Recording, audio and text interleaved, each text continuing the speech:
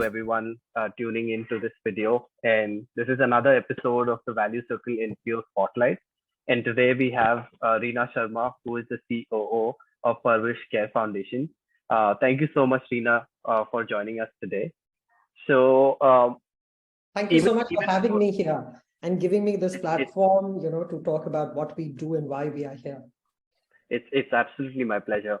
So even before I get into Parvarish Care Foundation, I just want to know a little bit more about you, about your background and what really made you inclined to joining a cause which Parvarish Care Foundation is inclined to. Okay, so I could probably talk about this for about 8 hours nonstop, but I'll try to keep it really short. I think from the time that you are born as a woman in India and you grow up and then you go into these organizations that have been created by men. So the policy, environment, everything is geared for men. And when you walk into that space, then your struggles start from there. Real challenges start from there. And so I started work in an organization that had 4,000 men and I was the only woman. And I didn't even realize, how I should be coping with it. And it's only as I grew from organization to organization, and this was the manufacturing sector way back in the 80s, was also one of the first few to be sent to work from here, from India to Japan on a Japanese shop floor. So the differences that I saw in culture, but what was common was that women were not really given positions of authority, responsibility. They had to make do with an environment which was ready-made for men, and you were accommodated. So irrespective of the organization, industry, or geography that I went into, this was the common thing. And it developed this ability to cope with it, but I couldn't teach it to anybody. And then, so over the years, I got exposed to different work cultures. So I started sensitizing organizations that I worked with on different, cross-cultural workplaces, on gender, whatever I learned, during the course of my work with people from different countries as well. And then finally, my last engagement was in an organization in an oil refinery where anything to do with women would come on my table. And this POSH Act came in. And that, for the first time, I understood, that I could do something. I could do something different. I could do something that was the need. And I set up their sexual harassment policy. I trained the entire organization on it. And I also chaired the committee that looked at cases. And there were a very large number of cases. And once I got that in place, that liberated me. And I went out into the open world without the protection of an organization to do work across organizations in the space of safety, and diversity and inclusion. And the more I understood about this, the more I understood. I sat in on various committees, did a very large number of cases, and trained across organizations from startups to multinationals, and realized that the problem actually lay with children. And, because sex, sexuality, sexual harassment, abuse, these are not words that are used in regular homes. Parents don't talk about it because their parents didn't speak about it to them. And children suffer. They really have no idea on how to deal with it. And 1 out of 2 children in our country is sexually abused. And these are very conservative figures because as a nation, we do not even, collate data around it. Some data is being collected, but it's something that we very rarely see the light of day, So, and girls still have rules, boys have none. So the figure for the last 2-3 years, it's been 53% for boys and 47% for girls. So the safety of boys is another really neglected part of our society. So once I understood this, I've been supporting Parwarish Care Foundation for about 4.5 years from the outside because I felt that I was too strong a corporate being to work with children. But post-pandemic, let's say during the pandemic, I realized that the figures were so high. 92,000 calls to the child helpline in 21 days of the first lockdown. I couldn't afford to walk away anymore. There were no more stories I could tell myself. So I came into Parwarish Care Foundation to see if I could make that difference. And we've trained about 276,000 children across the country But when you look at the population of the country, population of children, it's not even a drop in the ocean. So that is what drives us to make sure that every child that we know lives in a safe environment, harassment-free, safe environment. Because if we can keep them safe, if we can make them understand it's my body, my responsibility to keep it safe, if we can also loop in the parents and teachers and caregivers, all the adults who are in the environment of a child, to understand what safety is and how to keep them safe, then what you've done is you create a safe society and you minimize the negative impact that sexual abuse at childhood level does to a person. The mental, emotional, and physical well-being of an adult, is also, assured and guaranteed if they were kept safe as children. And then, gradually, once I came in, I realized that I couldn't walk away from the sexual harassment of adults. That's a competence that can bring a lot of value in people. So I went back, I introduced that into Parwarish. So now we are a one-stop shop for everything from child sexual abuse to sexual harassment of adults, right from training people on the law, both POCSO and POSH, and doing cases. We do it all. We train the senior leadership team downwards to individual contributors. And I think I'll stop here, Shashwat. I told you I can speak about this for about 8 hours. No, absolutely. And thank you so And much you must edit out this part. Okay. No, I mean, everything is a part of it. And I think that really shows the kind of passion that you hold, because right from the kind of realization you've had to seeing it, certain instances at your workspace, to seeing where it really originates, I think that takes a lot of thinking. And, the fact that you can speak for 8 hours speaks for itself, that um, this is something that it's a cause that's very dear to you. And I think that's a cause that's very important in a country like ours as well, for people to know what's really happening, because a lot of us are not even aware of it. I think that awareness just to be aware, we have certain definitions, but what actually goes in, what are the ways you can kind of cure or, help, because people think there's a major step you need to be taking, in order for you to prevent something from happening. But sometimes it's just the small steps that, even if that one person takes it, it can make a huge difference. And I think you are a great example of that, from where you thought of this idea to where, you are leading this entire operation with Parvarish Foundation. So just two things I want to also add here. It's not my cause. It's everybody's cause who has a child, is going to have a child, or knows a child. Okay, so I would say it's everybody's cause. It's not mine. And I think that has become our strength, because more and more people have joined in.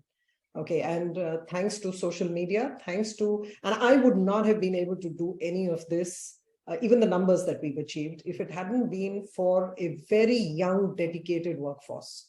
The strength lies in the team. The different perspectives they bring in. Somebody comes in with the social media expertise, somebody comes in from documentation, somebody comes in from research. You put it all together, and what you get is a very focused, concentrated effort in making sure that we meet, that vision, we realize that vision of a safe world. So I can't tell you how enthusiastic and how powerful, the energy in this team is. I'm so glad to know that. And I think, there's only so much you can do as a person, but as a team, if you have individuals who are so dedicated and they come up with fresh ideas, it always makes your life easier as a person to be, able to reach the kind of impact that you want to. Just one more thing I just wanted to understand and know from you is that ever since you've joined this organization, what is it that personally, as a person, like what are the changes you felt in you, or what are the kind of realizations you've had, about yourself, or maybe about the world? Okay, so I think I understood, when you step out of the corporate world, the first thing that goes is the cushion. You don't realize how cushioned you are, from reality, with somebody coming and telling you where to go and take a workshop, which is highly paid. You live in a 5-star accommodation, and your travel and everything is looked after. So that's the first thing that went. Okay, and you came down to traveling by metros, by two-wheelers. I mean, I've never traveled by an auto bike, Uber auto, I think, Uber bike it's called, because the places that we've been to sensitize children had no other transport that could go, So it was the first thing that you understood, the difference. You went to places where there was no electricity, and you learned to speak without even your laptop being on. So if it's raining outside and it's a tin roof, then you need to speak over the sound of that tin roof, that rain on the tin roof. So, and the best part was that it didn't take time, to get used to a different workspace. So that cushion was there. For a while, you looked up and said, oh, it was there. And then you got used to not having it there anymore. So that was one difference. Also, becoming a stakeholder. The owner, each one of us in Parwarish is an owner of what they do, okay, stakeholder. So it's just one of the many things that you do. So you come together as a team and you own whatever you do. So that was very different, and that level of inclusion that is there, of acceptance that is there, integrity that is there, I think is something that I wish I could showcase and duplicate for a lot of organizations that I've worked with in the past. There is this huge focus on D&I happening now, but at the ground level, I don't think the needle has really moved. But here in Parwarish, I can tell you that the needle has moved. So, glad to hear that. Whatever, if you work in a great space, and if you are able to express yourself without any fear or, any detriment, what should I say? When you can express yourself, when you can celebrate failures, and nobody is trying to pin the blame on you. So, and whatever is happening as a team, then in that case, you carry that back into the other aspects of your life too. I think integrity is restored. I think fearlessness comes in, and you continuously seek to create relationships that are again based on respect and inclusion.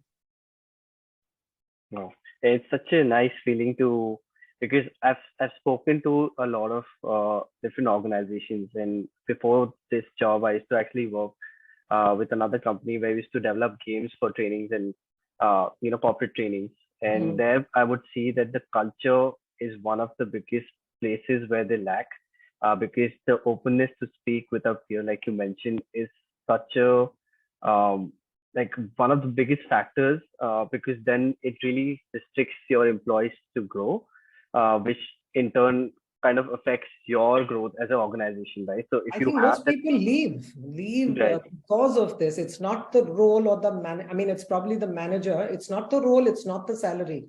I know right, people who stay on less salary because wherever they are, they feel wanted, needed, and appreciated. right, definitely. And it's so good to know that the culture like this exists. And I mean, I've even seen that, like, the kind of push that you give to your other team members. For example, for the pitch deck that Shruti presented the other day, and it's nice to see that, like, giving that ownership to somebody, for them to present, for them to learn and to empower them. I think that's a great culture, and that's probably one of the reasons why you are able to bring in that impact, because you're yourself as an organization very united. Yes. Thank you so much for taking out the time today, Rina. Just one last question I want to ask you: is there any kind of new initiatives that Parvarish Care is planning to have this year? Is there anything? Okay, so we were thinking of tapping into various festivals that we have across the country. Right. I think Dan Utsav is an event we participated for the first time. We weren't really geared for it, but excuse me. So I would have wished that we had more time, to prepare for it. But I would still say that it taught us the direction we can take. And Dan Utsav, I think, is still kind of limited to the North Indian world, which is celebrating Diwali. But we would like to go into different states and connect ourselves to local state festivals that are there. Because all across the country and the world, people do give when they are happy and when they're celebrating something. So we've had people come in and support us when there are deaths in their family or their wedding anniversaries or birthdays, etc. Why not just spread it even to the time when they are celebrating a festival? And connecting this, so we're always not looking out for money only. We're talking about connecting people, breaking those barriers, untabooing the subject, and saying, let's talk about it. That's why our program is called Aao Baat Kare, or Let's Speak. And if we get an opportunity, so we are looking at events becoming part of local festivals. We are looking at creating platforms where we can talk about it, without thinking that we will get funds or people, just getting them to become present to their mindset and will, I think, bring a huge shift. So this is one of the things. Of course, social media, we cannot deny that it has a huge reach. So we will definitely be focusing more on creating awareness and building the brand. And I think, being part of Toolbox has definitely helped us understand how important that branding is and how to go about it. I mean, I think the speakers that we heard, we wouldn't have had access to in normal life. The insights they gave us, rich perspectives, a lot of years of experience. We got an inside view into what it takes to raise funds and to be in the development space. So for somebody like me who wasn't really exposed to it, I think it was a huge learning. But I saw people who had been veterans also in the development space who are a part of this project. I saw them take away a lot of value too. And the way you've helped us create the deck, the pitch, I think, it's only going to help. Not only, it's definitely going to help us a lot. Thank you so much for the kind words. And I think we are even grateful to be able to be a part of your journey and be able to contribute in whichever way we can. And it's just that in the last 1 year, we have worked with so many organizations, and this is one of the places where we felt that, there's a real additional value that, our team and the volunteers that work with us can, give it to the other organizations, because I think this, not a lot of people talk about, but without the funds, the nonprofit cannot function the way they want to or create that kind of impact they want to. So we're definitely, grateful that you gave us that opportunity to work with you guys and, just partner with us to work on your fundraising module. So thank you so much for that. Pleasure is ours to have been selected, because I can tell you that, like we didn't know how to bring about awareness on sexual abuse. If we struggle with that in our country, we struggle equally with spreading our hands and asking for funds. I mean, it's a very difficult space to be in, and Right. to be told how to be guided on how to, I think, is invaluable. Sure. Thank you so much, Rina, for taking out the time. I know you've not been keeping that well, but still you managed to, make it to this conversation and share more about yourself and your